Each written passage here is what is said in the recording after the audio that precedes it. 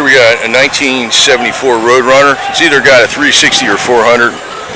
I mean, I don't know when the 400 came out. It might be the 400 or something. I think it's a 360 though.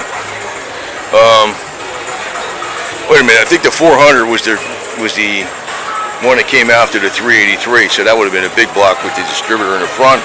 This is should be a 360. Distributor in the back. It's a Roadrunner 74. It's got the bird here on the side. Blue on blue, the blue interior, beautiful interior. It's got the 727 torque fighting transmission. Beep beep horn. There should be purple horns up here someplace. We got the bird up here. There he is. There's a bird, the purple horn. So I had one of these at 69 ragtop for a long time. Very nice car.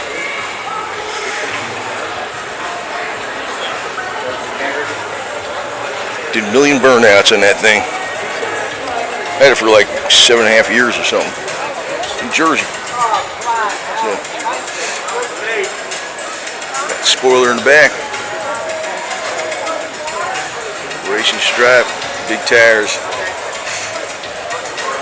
That's how they were back in the day.